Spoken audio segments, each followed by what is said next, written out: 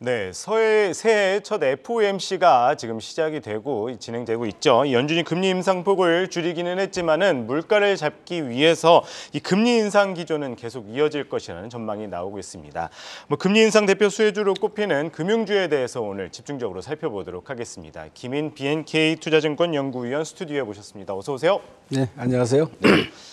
네, 예상대로 첫 FOMC 이 베이비 스텝이 단행이 됐습니다. 네. 그런데 이제 긴축 속도 조절에 나섰지만 이 고금리 기조는 이제 유지하겠다. 이런 뉘앙스로 살펴보면 될 것 같은데 네. 연초부터 은행주 가파른 상승세를 보였는데 이 분위기 계속 이어질 것이라고 보시나요?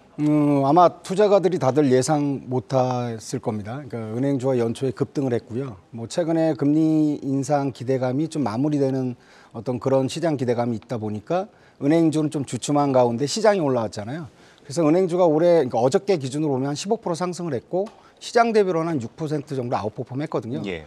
근데 연초에 이렇게 은행주가 급등했던 배경의 가장 근본적인 부분들은 첫 번째는 이제 배당 확대 기대감입니다. 예. 온라인 파트너스가 주주 요구권, 주주 환원권을 제한하면서 그런 기대감이 확대가 됐었고 또 신한지주도 CET1 12%를 상회하는 부분에 대해서 배당을 확대하겠다. 또 금감원장도 배당에 대한 부분들은 우리가 관여 안 하겠다. 이런 부분들에 대한 배당 기대감이 있었고요. 두 번째는 전체적으로 올해 어쨌든 고금리, 이런 경기 둔화 우려 속에서 그러니까 기업의 이익이 하향 조정되는 가운데 은행주는 올해도 최대 실적이 예상된다. 그런 기대감이 또 있었고, 또 이 금리가 굉장히 높은 상황에서 볼 때는 이 성장주에 대한 그 기대감이 축소되고 반면에 가치주에 대한 그 기대감이 확대되는 부분이 있었거든요. 이런 것도 또 은행주 상승에 영향을 줬고 마지막에 가능성은 크지 않습니다만 국민연금의 은행주에 또 이제 은행주 포함한 국내 그 대형주들에 대한 투자 제한. 그러니까 은행주 같은 경우는 시중은행은 10%, 지방은행 15% 투자 제한이 좀 해제될 수 있지 않겠냐. 이런 기대감들이었거든요. 근데 여전히 이런 기대감은 저는 유효하다고 보고 있고요. 특히 이제 아웃퍼폼 연초 했지만 많이 축소된 상황이기 때문에 기대감도 유효하고 계속 은행주는 괜찮게 갈 것으로 보고 있습니다.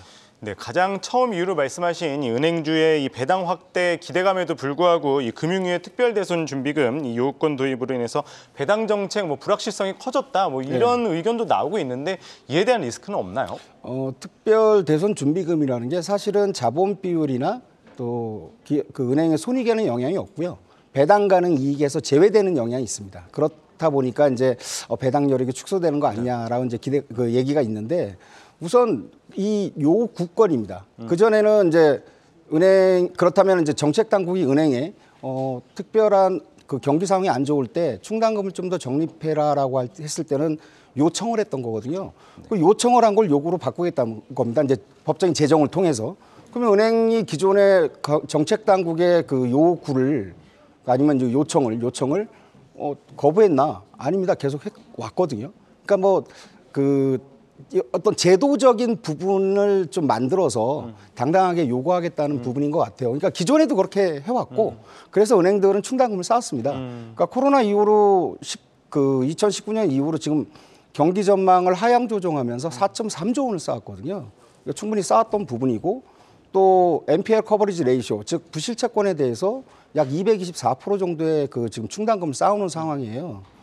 그런 과정에서 이게 도입이 된다면 특별 대손 증후금이 도입이 된다고 해서 특별히 배당이 축소될 수 있다는 부분은 아닌 것 같고 아까 말씀드렸지만 자본 비율에는 포함되지 않는 부분이라서 그래서 여전히 이 부분은 기존의 말만 좀 약간 뉘앙스가 바뀐 거지 여전히 은행의 배당 여력을 제한하는 부분은 아니라고 봅니다. 특히 이제 이 은행의 이제 그러니까 그 이익잉여금이 약 139조 원이거든요. 그래서 특별히 영향을 미칠 것은 아니라고 저는 개인적으로 판단합니다.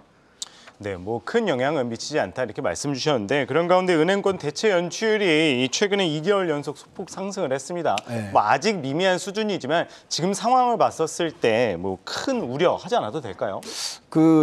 우리가 연체율을 볼 때는 그 계절성이 있습니다. 보통 분기에 부실채권을 상각하고 매각하기 때문에 분기에 연체율이 하락하고 그 다음 두 달은 이제 상승하는 부분이기 때문에 전달하고 비교하면 안 되고요. 전년 동월로 비교를 해야 됩니다. 전년 동월로 비교하면 11월 달에만 한 2bp 정도 상승했어요. 계속 하락하다가. 그러니까 이제 총 연체율 기준으로 봤을 때는 별로 문제가 없습니다.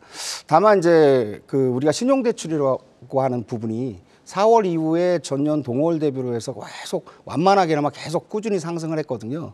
이런 부분들이 좀 우려가 될 수 있습니다만 지금 연체율 가지고 얘기할 때 연체율은 상승할 수밖에 없습니다. 왜냐하면 워낙 낮아요. 그렇죠. 예, 워낙 낮고 또 올해 그 고금리 또 경기 둔화 감안하면 연체율은 당연히 상승할 수밖에 없습니다. 문제는 이게 상승한 연체율이 은행의 손익에 영향을 줄 수 있을 정도냐라는 부분이거든요. 그런데 실제로 이 건전성 자체가 워낙 낮은 상황에서 갑자기 연체율이 팍 튄다? 그럴 부분도 아닐 것 같고요. 두 번째는 은행의 이 손익에 영향을 미칠 정도로 연체율이 발생한다? 그럼 은행 고객은 상대적으로 고신용자인데 그 고신용자의 타격이 있다는 얘기거든요. 그러면 이게 은행의 문제일까? 시장 전체의 문제인데 그래서 연체율 자체는 크게 은행의 손익에 영향을 미칠 수 있는 부분은 아니라고 봅니다. 네, 뭐 지금까지의 은행주에 대해서 그나마 그래도 긍정적인 말씀 주셨었는데 그렇다면은 은행주 올해 실적은 어떻고 그렇다면은 지금 만약에 투자를 한다면은 은행주 가운데 어떤 걸 탑픽으로 꼽으시는지 말씀 부탁드립니다. 우선 4분기 실적 안 나왔지만 올해 11% 정도 이익이 증가할 것으로 보고 있고요. 2022년입니다. 예. 그리고 2023년은 사실 저희도 굉장히 보수적으로 추정을 해요. 최근에 그 금융시장이 좀 안정화됐음에도 불구하고 비이자 쪽은 좀 축소될 거다. 그리고 작년에 코로나 때문에 충분히 충당금을 쌓았는데 그거 감안해서도 더 쌓을 거다. 이렇게 가정을 했음에도 불구하고 올해 이익이 한 6% 늘어날 것으로 이제 예상하는데 그 배경은 그렇습니다. 역시 상반기까지는 마진이 좋거든요. 마진이 좋기 때문에 이자 이익이 모든 걸 다 상쇄하면서 최대 실적이 가능할 거다라고 보고 있습니다. 그런 과정에서 볼 때 투자가들이 이런 말씀을 많이 하세요. 그러니까 뭐냐면 은행도 좋은데 거기서 좀 뭔가 플러스 알파가 그쵸. 뭐 있을까? 그래서 이제 그런 과정에서 보면 플러스 알파가 될 수 있는 종목들, KB나 이제 신한지주를 드리는데 왜 그러냐면 IFRS 17이 보험 쪽에서 도입이 되면 네. 재무 구조가 좀 개선이 많이 될 겁니다.